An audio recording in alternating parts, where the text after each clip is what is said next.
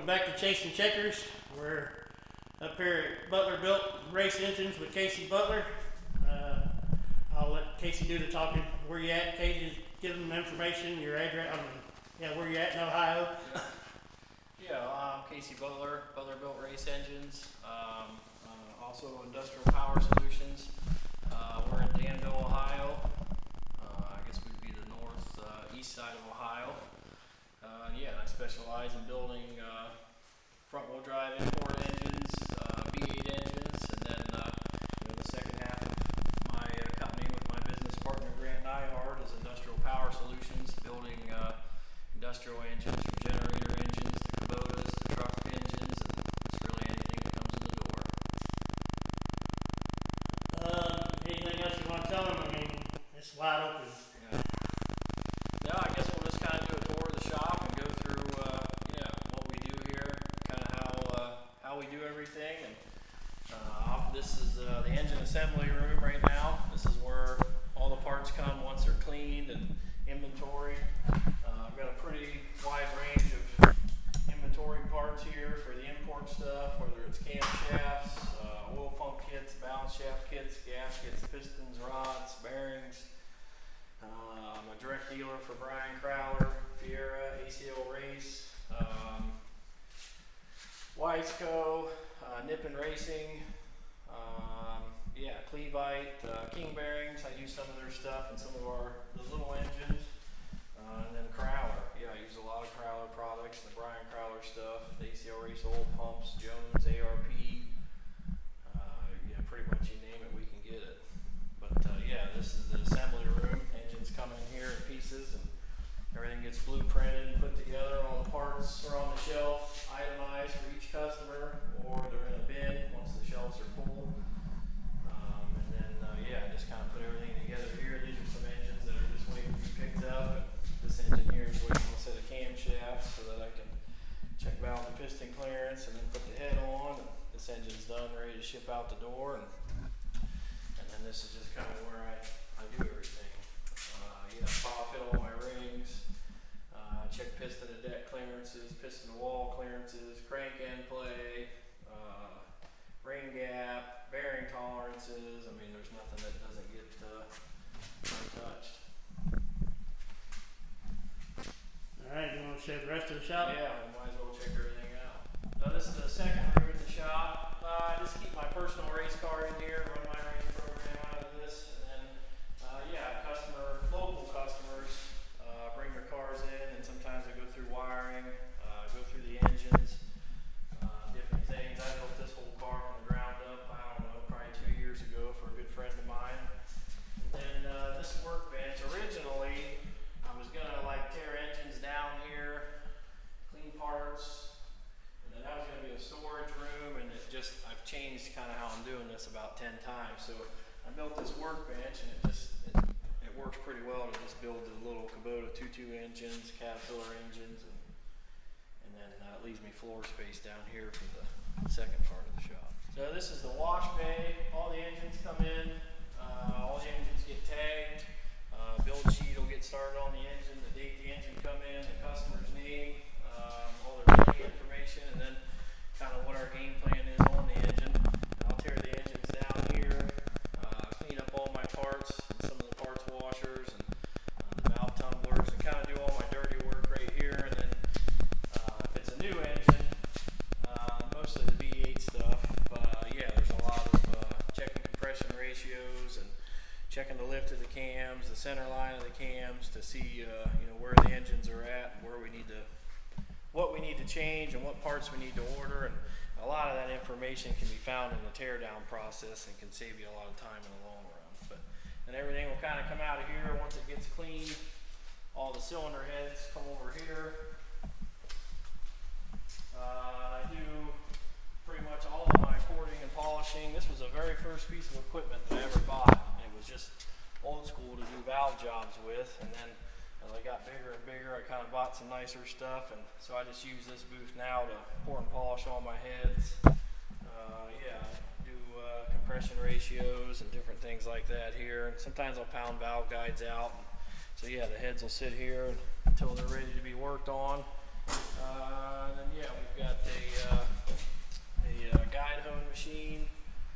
And then I kind of upgraded, started doing more and more heads, doing different valve seat angles, and bought the new way 3D cutter. So now instead of taking 3 different stones and hitting it 3 different times and dyeing it 3 different times and measuring it 3 different times, I just take one tool with a pilot. I cut all 3 angles at one time. That's kind of this is not a new machine, but it's way more advanced than that. But yeah, it saves a lot of time. And then once the valve jobs are done, I'm bringing the cylinder heads over here and resurface the cylinder heads. And I can take these fixturing out. I got fixturing here. I can bolt V8 blocks into this, Honda blocks flat to the table, cylinder heads, flip this fixture over, bolt in tanks through it. So you can pretty much resurface anything you want in this unit. And then, yeah, I've got a little shop toe motor. It just makes it nice for moving this big stuff around. Sun and rod hone.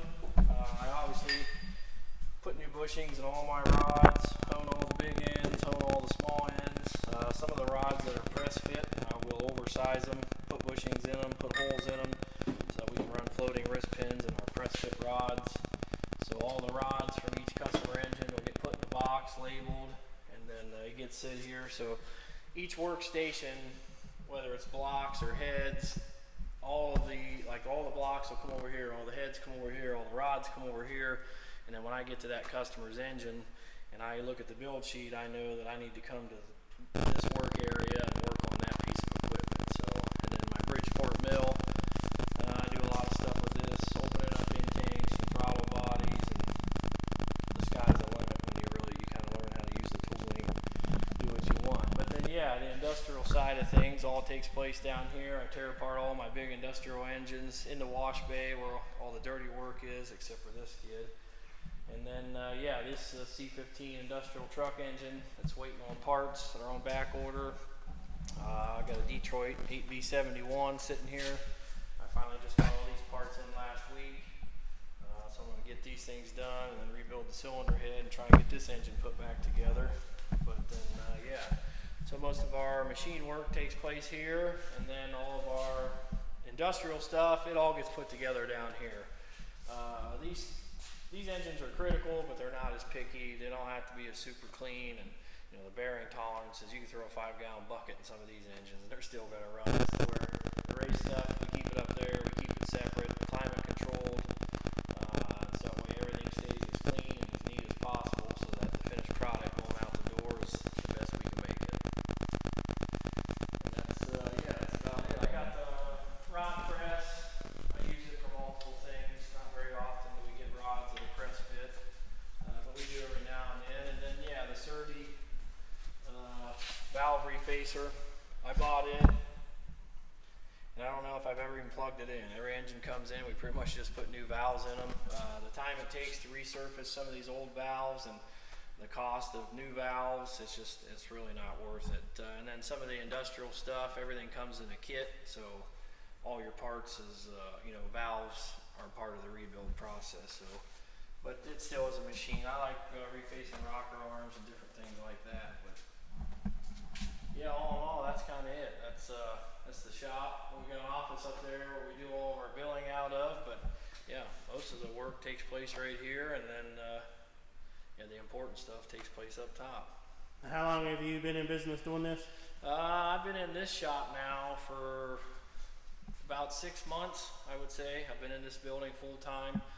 I've been building engines for probably 12 years, but I would say professionally the last 6 years. Things really took off when I started working at Malkett Racing Engines in Strasburg. Brad's been building dirt late model performance engines for the last 50 years, 60 years. Very well known in the area, and yeah, I landed a job there, and then you know Brad's kind of getting older, only wants to do so much, and that's fine. So I took a job at another facility, Craft Power, and that's where I got into the big industrial stuff, and that's what kind of opened my eyes up into that avenue to where there's just triple the money. You know, I build one of those engines is like 15 of these little ones. So when I can tap into both and yeah, do a couple industrial engines a year and then spend the rest of the year just doing what I enjoy and and that's yeah, building race engines. So that's about it.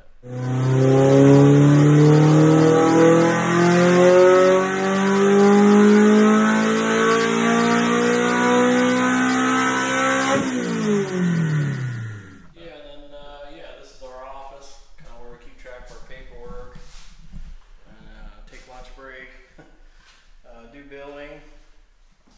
One thing that I kind of liked when I worked at Malkett's was walking in there and just looking at all the pictures on the wall that Brad had just from over the years, and looking at the history of where racing's at and where racing's come, and seeing some of the accomplishments that they've done. And so I kind of taken some of that stuff, and I think everybody has a trophy room. Everybody's shop's covered with the success that they've had over the years, but I don't know, there's hundreds of pictures that we could hang up in here, but I'm kind of starting everything from within the last 2 years of what we've done, so I'd like to get some more of these big checks up here